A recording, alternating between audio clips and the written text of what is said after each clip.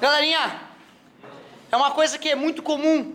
Volta e meia aparece gente braba. Ah, professor, tu falou tal coisa. E o pessoal não interpreta adequadamente, né? A gente sabe que 70% dos brasileiros leem e não sabem o que leem. E isso deve servir para a gente entender que eles também escutam e não sabem o que escutam. Muitas vezes alunos meus saem magoados da aula porque falam: ah, o professor falou para mim, não sei o quê. Eu não falo para ti, cara. Eu falo para muita gente. Para muita gente que precisa escutar, mas nem sempre que eu falo ajuda, galera. Quando eu digo estudar, eu quero dizer tentar conhecer algo profundamente a partir do teu raciocínio. É algo que os estudiosos chamam de uma atitude tácita. Não existe explicação de como se deve estudar algo. É algo que ocorre individualmente no coração de cada pessoa, na mente de cada pessoa. Não existe uma regra. Estudar é assim e vai funcionar para todos. Tem gente que aprende de um jeito, gente que aprende de outro. Formalmente é quando tu vai numa instituição que vai te dar um documento que diz que tu estudou. Eu, por exemplo, sou um sujeito que estou totalmente na informalidade. Como é que eu vou falar mal de um cara que não tem um canudo se eu não tenho? Uma colega ficou ofendida porque eu disse que quem não estuda vai se fuder na vida. Aí ela disse para o pai dele: ah, meu pai estudou até a 4ª série, está muito bem. Tu vê, cara, que falta de interpretação. Mas estudar não é, gente, estudar não é um canudo. Tem muita gente que não tem faculdade de aula. Eu não tenho faculdade de dar aula.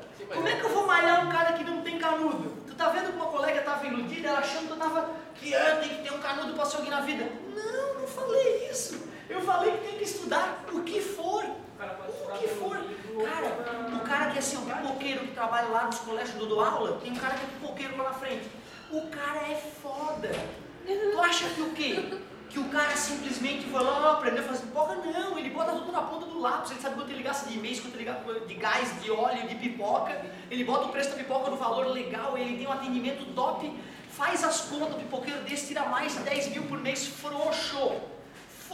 Os caras têm 3, 4 filhos, tudo na faculdade particular. Porra, como é que tu sustenta essa galera? Ele é um estudioso da arte de vender pipoca.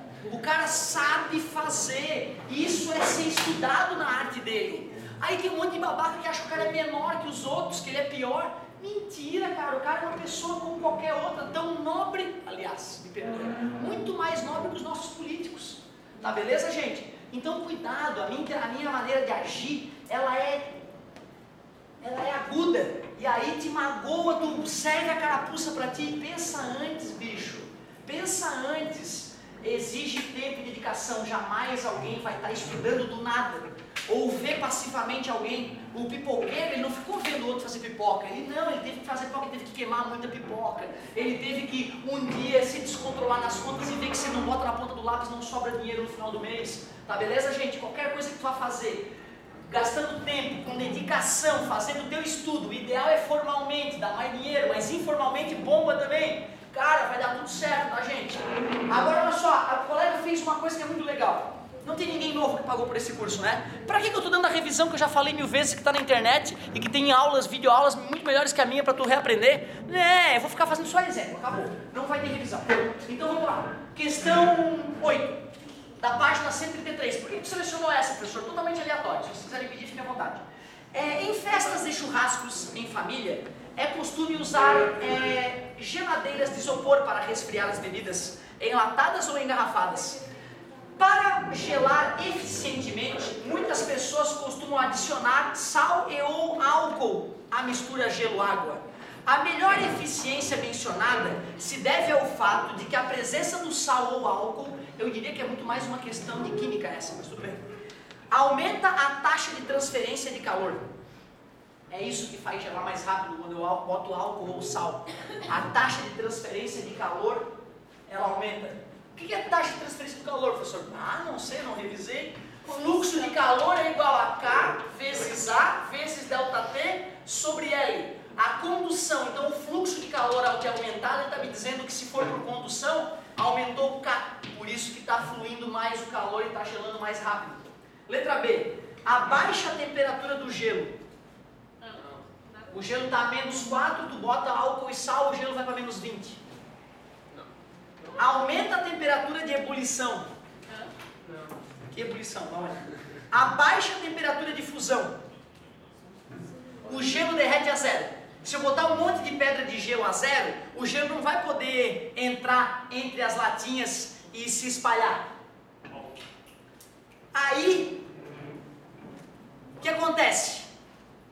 Eu jogando álcool e sal ali, o gelo em vez de derreter a zero, ele vai derreter a -3, -5. Então mesmo o gelo a zero vai para a fase líquida e vai conseguir penetrar entre as latinhas e vai deixar todo o líquido a menos não sei quanto. Assim como a água vai estar, as latinhas, as garrafas vão estar embebidas num líquido a -10, vão gelar mais rápido do que embebida num líquido a zero. Afinal, o gelo bem geladão não podia abraçar inteiramente, olha meu querido, abraçar inteiramente as latas e garrafas.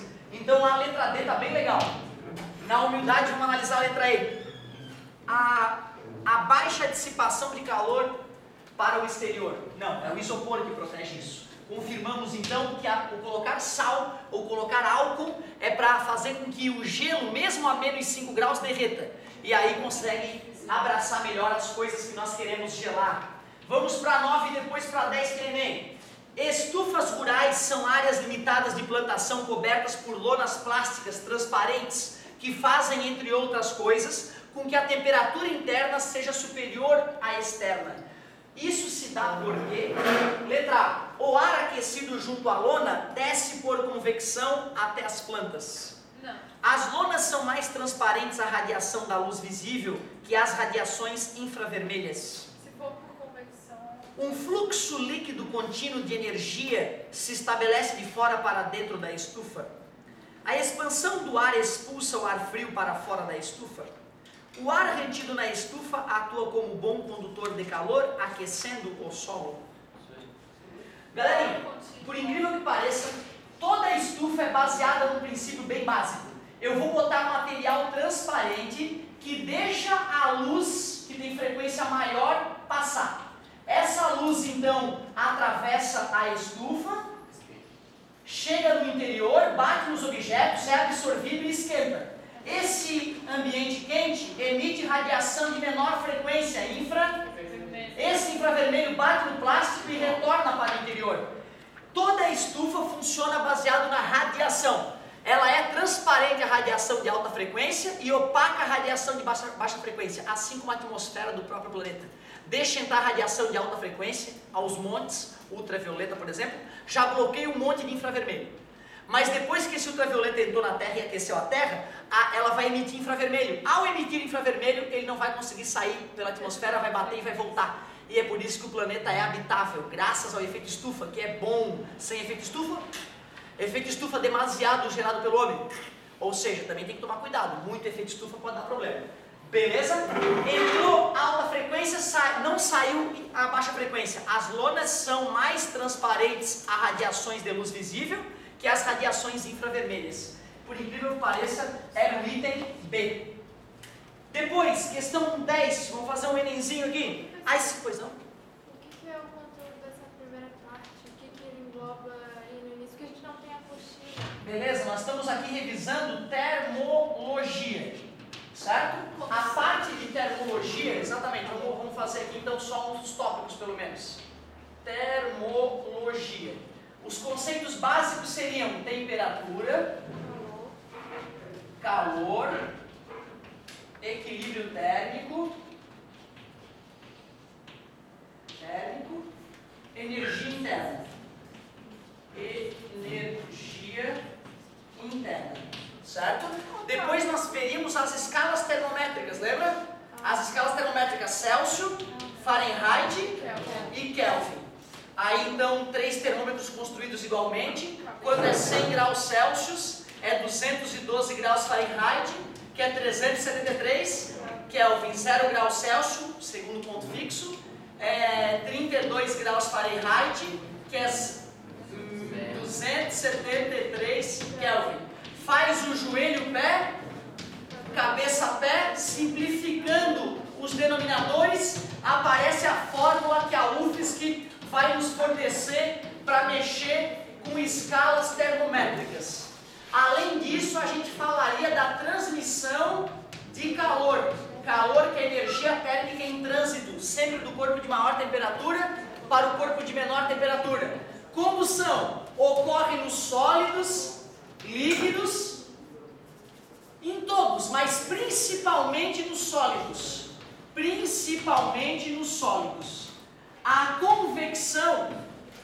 convecção só ocorre em gases e líquidos. Gases e líquidos, que a gente chama elegantemente de fluidos. Líquidos. Ela não existe nos sólidos. E já radiação ou irradiação é quando o calor é transmitido por ondas eletromagnéticas, inclusive no vácuo. É a única que pode ir no vácuo. Os dois principais nomes, já que tu sabe as 7 radiações eletromagnéticas que existem: infravermelho, infravermelho e ultravioleta. Para ter uma noção de grandeza, a energia irradiada pelo Sol, 70% na faixa do infravermelho, 10% na faixa do ultravioleta, os outros 20% englobando todas as outras radiações. Deixa eu ver o que mais que teria de revisão nessa parte. Variação de temperatura, fluxo de calor, lei de Fourier, convecção e radiação. Calorimetria. Depois disso, ele ainda falaria da capacidade térmica, que é Q sobre ΔT, do calor específico, que é C sobre N, e da união dessas duas fórmulas, que é o famoso que macete. Quando tem mudança de estado físico, que moleza, misturou quente com frio, calor recebido mais calor perdido, igual a zero. E depois ele ainda trataria dos diagramas de fases, pressão versus temperatura. Substância com dilatação anômala ou normal? Normal, né? O cara teria que saber que aqui é o estado sólido, aqui é o estado líquido e aqui é o estado gasoso. Ponto triplo, nesta pressão e temperatura, os 3 estados coexistem. Ponto crítico, temperatura acima da qual apenas o estado gasoso é possível, chamado de gás e não mais de vapor. Só volta se baixar a temperatura, né? E essa situação é uma substância com dilatação anômala. O nosso grande exemplo, água. Show de bola. Então assim, vamos dizer que a gente teria feito a revisão até aí, para a gente voltar aos nossos exemplos.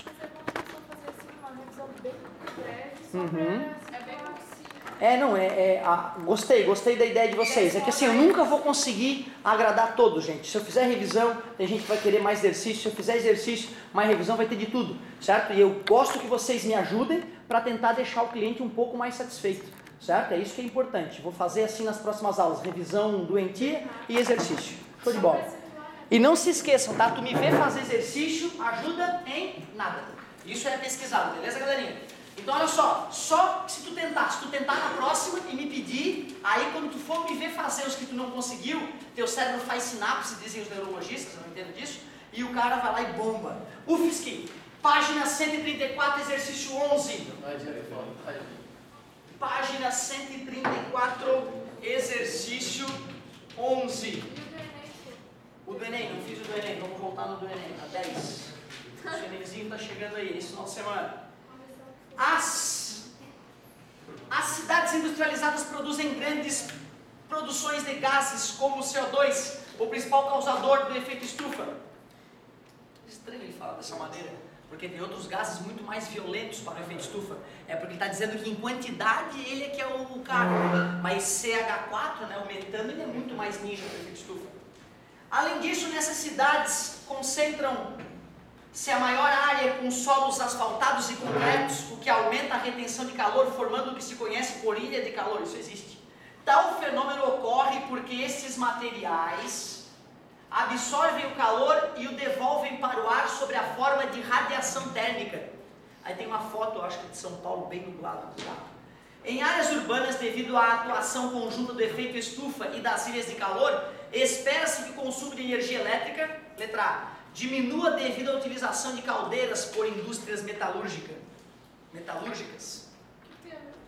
Ele está querendo dizer que já que está quente, a indústria que precisa esquentar vai gastar menos energia, porque já está quente mesmo.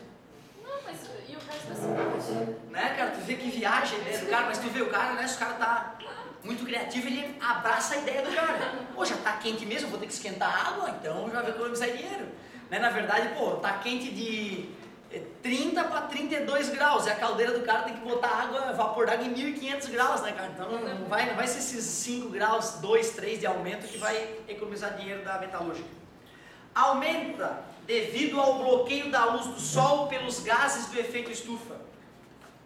O consumo de energia elétrica nessas cidades vai aumentar devido ao bloqueio da luz solar pelos gases do efeito estufa. É automático, a luz é bloqueada, aumenta a conta de luz.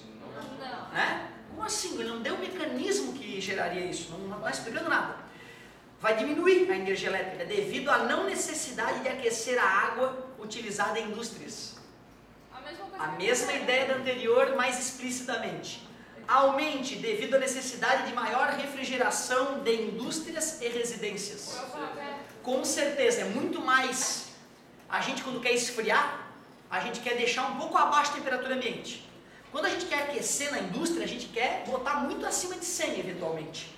Ou seja, aquecer o ambiente vai prejudicar muito mais quem quer resfriar do que ajudar quem quer esquentar. Certo? Faz sentido. Diminua devido à grande quantidade de radiação térmica reutilizada.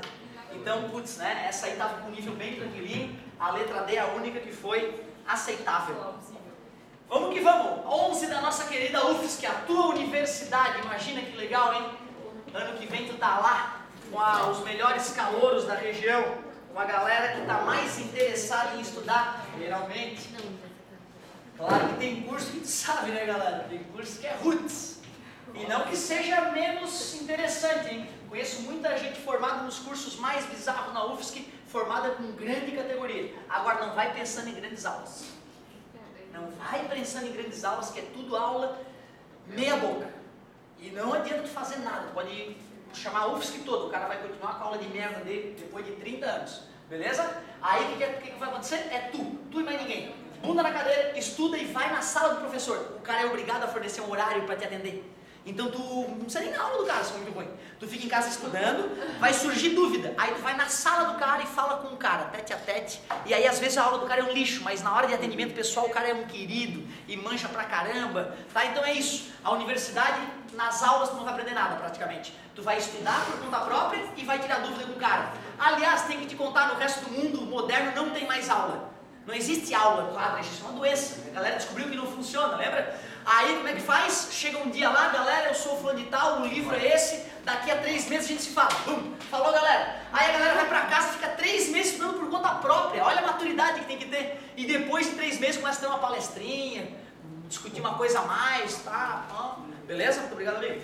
Então, cuidado, hein, galerinha. A universidade está chegando, seja maduro na universidade. Estudar, tirar dúvida. Ele falou o seguinte, ó. Gráfico, quantidade de calor por temperatura.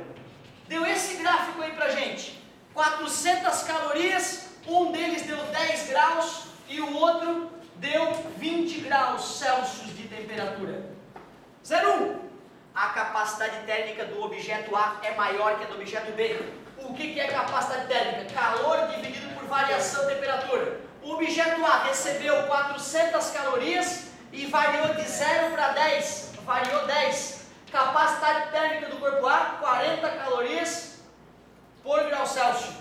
Capacidade térmica do corpo B, recebeu as mesmas 400 calorias, mas sofreu uma variação de temperatura de 20. Deu 20 calorias por grau Celsius. Ele disse que a capacidade térmica do corpo A é maior que a do corpo B. Verdadeiro. 02. A partir do gráfico é possível determinar as capacidades térmicas dos corpos, dos objetos A e B. Acabamos de determinar. 04. Pode-se afirmar que o calor específico do objeto A é maior que do objeto B. Ele falou alguma coisa das massas? Como o calor específico é Czão sobre M, se ele não me falar a massa, ou pelo menos dizer que as massas são iguais, eu não posso fazer afirmação nenhuma. Então, pode-se afirmar calor específico? Não, eu não posso afirmar porque ele não falou nada das massas. 08.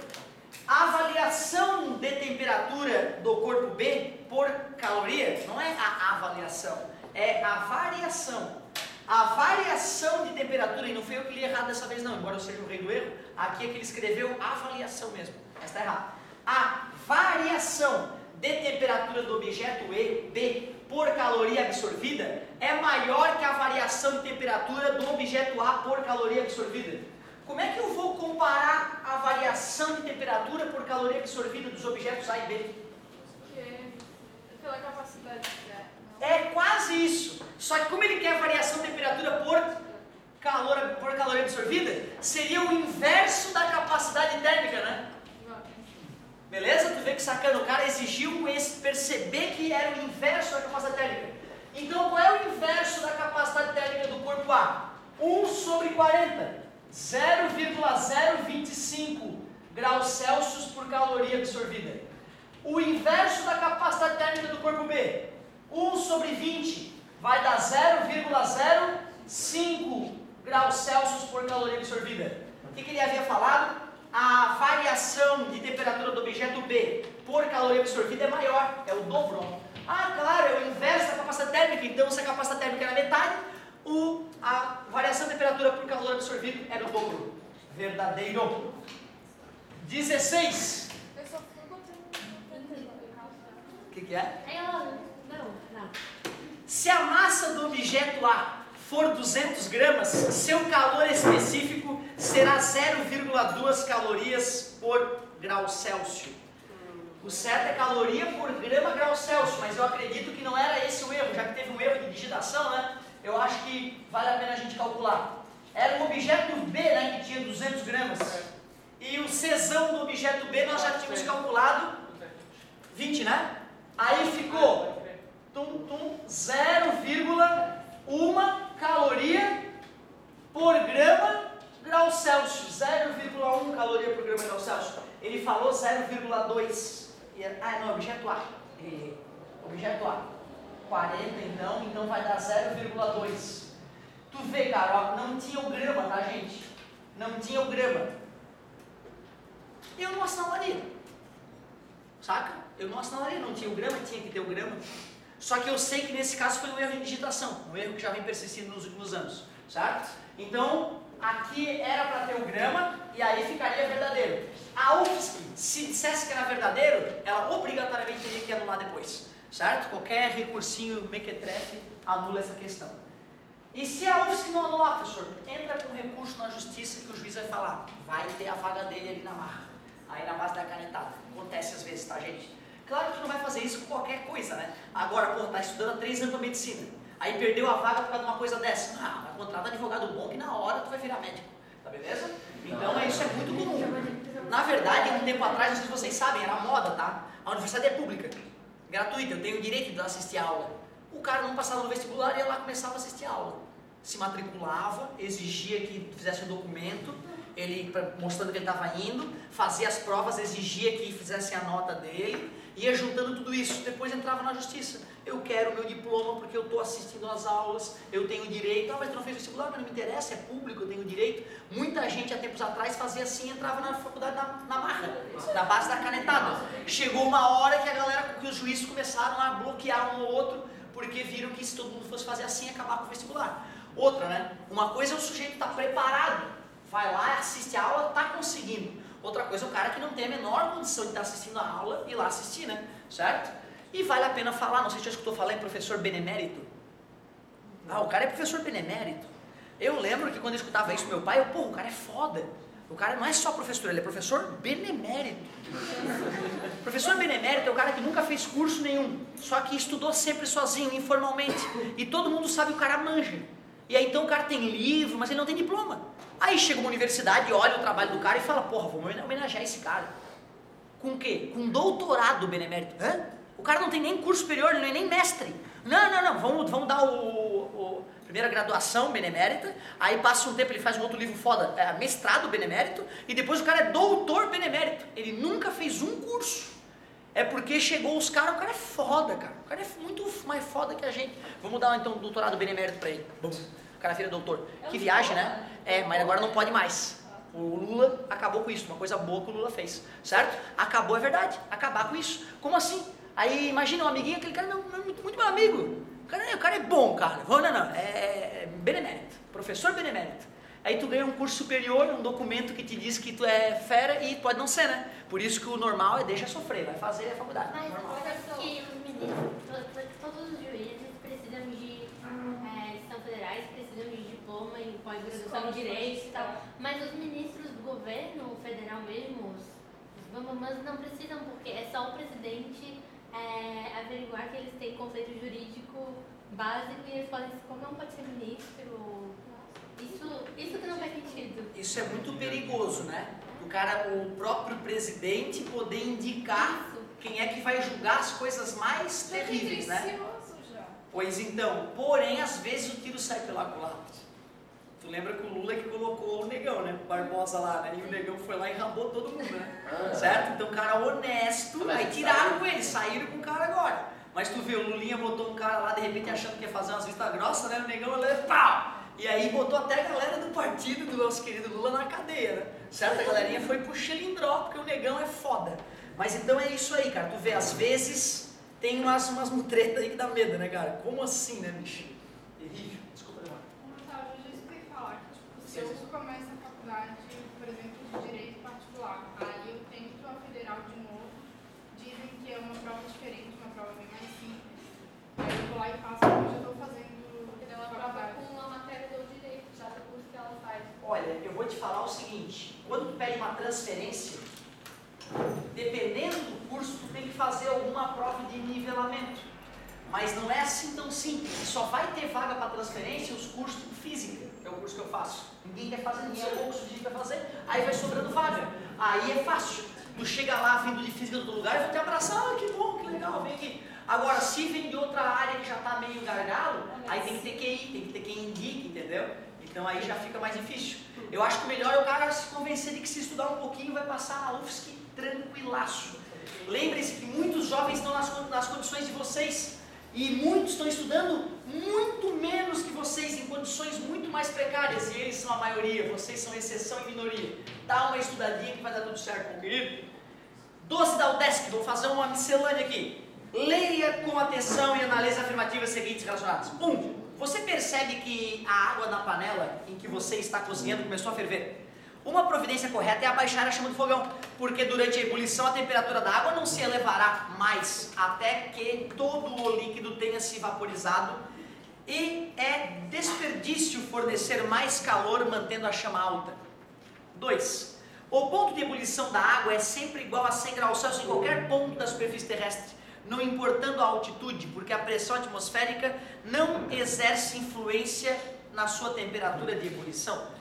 3. Uma panela de pressão pode representar economia, porque quando fechada, a pressão no interior dela é maior do que a pressão atmosférica, e a água atingirá temperaturas maiores do que 100 graus Celsius, fazendo com que os alimentos cozinhem mais rapidamente. É maior que 100 graus Celsius. Temperatura, está dizendo que é temperaturas maiores do que 100 graus Celsius.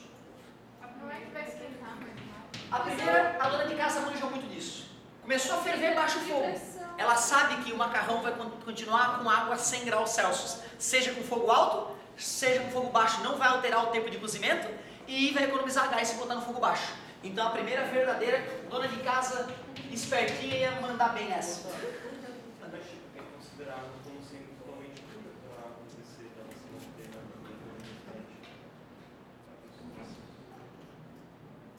Aí tu está dizendo que o fato de a água ser salgada invalida o raciocínio. Alguém contra-argumenta? Como é que a gente poderia explicar aqui o fato de ter colocado sal? Eu quis esvaziar meu balde aqui que Beleza. Eu acho que a água, só em si, ela já esquentaria, e o sal, talvez ele ficasse precipitado, mas Não, ó, legal. A primeiro argumento do colega é muito interessante. O argumento do colega é interessante. Por isso que o cara que manja de cozinha, ele pede o seguinte, ó, deixa ferver primeiro, depois tu bota o sal. Porque se tu botar o sal, algumas moléculas de NaCl vão ficar abraçadas com moléculas de água, vai diminuir o grau de liberdade das moléculas de água para elas evaporar. Água salgada ferve a 100 e poucos, beleza? Porém, mesmo que tu já tenha salgado, na hora que ela ferveu com sal, aumentar ou diminuir a chama já vai chegar na temperatura de ebulição, então vale, só vai mudar a temperatura de ebulição, mas o raciocínio continua exatamente o mesmo, beleza? Por isso, então, para ficar, o ideal é deixa ferver sem sal, ferveu, tasca o sal, talvez até pare de ferver, não vai precisar ferver de novo, já está 100 graus, beleza? Mas boa argumentação, como sempre, aliás, muito interessante. 2. O ponto de ebulição da água é sempre o mesmo, pelo amor de Deus, no Everest, o miojo não é 3 minutos, né, cara? Vai ferver lá 80 e poucos graus a água, para ficar bom o macarrão, vai ter que deixar muito mais tempo, beleza? Então essa aqui foi sacanagem do amigo. Item 3. Obrigado, amigo. Valeu mesmo. Item 3. Uma panela de pressão, né, vai ferver a água a 120 graus. O feijão, em vez de ficar 3, 4 horas cozinhando, em 1 horinha tá molinho já, né? Vai economizar uma montoeira de gás. Com certeza. Muita economia. Uma pergunta. Eu sabia, dessa terceira questão aí, eu sabia que a relação entre pressão e temperatura é que quando a pressão aumenta, a temperatura aumenta também. Mas ela faz com que a água consiga atingir temperatura maior que 100 graus. Pois então, tu vê que loucura, ó. É sério? Olha só o que eu vou te falar, uma coisa que quando me falaram eu demorei a... Eu lembro lá na química do 9º ano, eu tinha um professor que era bem doidão, e era ele engraçadão e tal, e ele falava umas coisas que, pelo fato de ele ser muito caricaturático, eu ficava desconfiado, né, esse cara tá doido. E ele falava o seguinte, galera, aqui na superfície da água, não tá paradinho como a gente imagina. Meu Deus, aqui tem um monte de gás batendo ali, moléculas de gás. Outras moléculas de água, elas estão sassaricantes ali, uma com a outra. Uma ou outra molécula de água mais safadinha, ela já está ali sassaricante, fica sassaricante mais, sai para o estado gasoso. Na superfície da água do teu copo, ali que está do lado da tua cama, tem moléculas de água indo do estado líquido para o estado gasoso. Uma ou outra molécula de vapor d'água bate na superfície e mergulha e vira líquido. Quer dizer que agora tem água indo para o estado gasoso, água indo para o estado líquido. Eu digo que está evaporando porque a taxa de moléculas que vão do líquido para o gasoso é maior do que as moléculas que vão do gasoso para o líquido, mas é uma reação com ida e volta. Legal, né? Ou seja,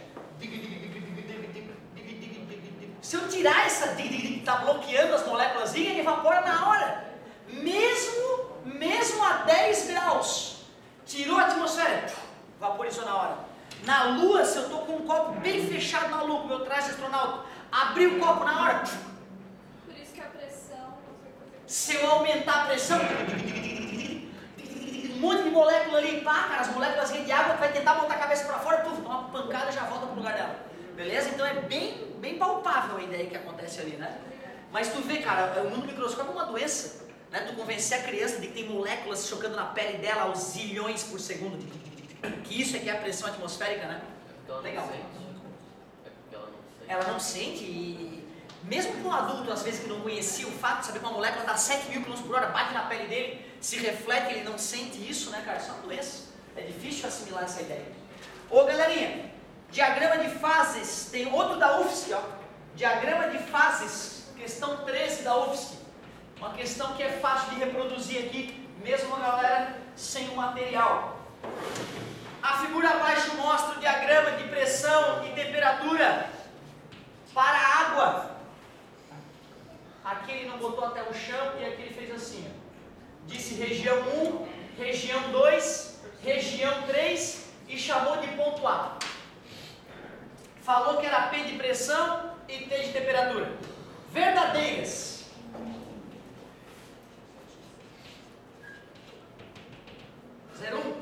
A região 1 se refere à fase sólida. A região 2 se refere à fase líquida. Mas tem que ter, gente, das 10 tem que ter uma boba. Se não tiver uma boba para tu pegar o cara que é o mais cabeça de bagre e poder nivelar ele com outros cabeça de bagre. Porra, teve aquele grupo que só acertou aquela que a gente fez pra galera com problema. E ainda teve os caras que erraram aquelas 2 itens. Meu, tadinhos, vamos ajudar os caras. E vai lá, né? Se fosse um país mais organizado, já ia agir na casa do cara, cuidar do cara que tá mal na mente. Beleza? 04. Parece piada, mas a gente tem que classificar todo mundo, gente. Tem que pegar um grupo dos piores, poder classificar eles, pegar os ninja. Aí é aquela questão que era impossível, que ninguém era pra resolver. Pô, teve 3 caras que resolveram. Filhos da mãe. Vão ir, aí esses caras recebem até carta, às vezes convidando para vir fazer curso especial, certo? Não, na verdade todo mundo que passar bem em matemática recebe uma cartinha convidando para fazer o programa avançado de matemática na UFSC. É bem legal, eu me senti o cara, veio a cartinha, aí veio uma carta da Universidade da Alemanha para ti. Em alemão, vamos fazer? Pô, o que é isso, cara? Aí tu manda alguém ler pra ti, os caras estão te dizendo que se tu quiser mandar teus documentos, tu pode fazer o curso na Alemanha. Então, muito legal, né, cara? Tu vê que só por tu ser um estudante aplicado, outros países estão interessados em te fazer estudar lá. É muito legal isso, cara. Dá uma levantada no ego do cara. 04. A região 3 refere-se à fase gasosa. Tá de sacanagem, amigo? 08. O ponto A, no qual as 3 fases coexistem, é chamado de ponto crítico. Ponto crítico. Safadinho. 16. A curva que separa as regiões 2 e 3 se estende indefinidamente. A curva que separa as regiões 2 e 3 se estende para toda a eternidade, ele diz. Tem uma hora que ela é bloqueada. Ela é bloqueada bem na temperatura crítica, no ponto crítico. Certo? Que acima dali não tem mais distinção porque é tudo gasoso. Legal. E 32. Aumentando a pressão, a temperatura de fusão diminui. Difusão, a temperatura de fusão diminui, aumentando a pressão. Para essa pressão aqui, a temperatura de fusão é essa aqui, né? Aumentando a pressão, a temperatura de fusão diminui, né? Por isso que dá para patinar no gelo. O gelo está congelado a menos 5 graus na pista. O patinador pisa, a temperatura de fusão abaixa para menos 10, fica líquido embaixo da lâmina, ele desliza graciosamente por uma fina lâmina de água. Aumentando a pressão, a temperatura de fusão diminui. Fechou? Beleza. 32, 36, 8, 39, se eu estiver sabendo somar. 6, 7, 8, 9. Muito bem. Pra gente brincar um pouquinho de que macete e que moleza, né? Não custa. Falta 1 minuto. Pode, meu querido. Engraçado, não teve que macete e que moleza na nossa revisão. Acho que eu avancei um pouquinho. Vamos ter que ver estudo dos gases na próxima. Essa aqui da Federal do Paraná envolveria que macete e que moleza. Quando não bate sinal, né, meu querido? Sabe que eu tenho dificuldade de largar o osso? Só para a gente discutir rapidamente um detalhe aqui. Temperatura, quantidade de calor em quilojoule, temperatura em graus Celsius. A brincadeira é assim, ó. O cara fez assim, falou que aqui era menos 10, falou que aqui era 100 e chegou até uma temperatura de 120. Ele parou a brincadeira. Só uma. Muito obrigado, amigo. Eu recebi uma coisinha. Peraí, que agora. Só preciso verificar essa assinatura, cara. Não, agora é. Ó, ele perguntou, sabe o que nessa questão? Assinale a alternativa que fornece corretamente o intervalo em que se pode obter o valor do calor latente de vaporização desse líquido. Onde é que eu vou obter o calor latente de vaporização? Na região AB, BC, CD, DE ou EF? Calor latente de vaporização. Tem que ser aqui, né? É aqui que está vaporizando, não é? Que moleza, né? É o L de vaporização que ele queria. Seria no intervalo de D até E. Era só assinalar isso, de D até E. Que macete a temperatura está mudando. Que moleza a temperatura está constante, né? Valeu, galerinha. Muito obrigado pela atenção. Façam muitos exercícios, tragam dúvidas. Quero ver o gaguejar na tua frente na aula que vem de tanto fazer exercício. Vamos ver.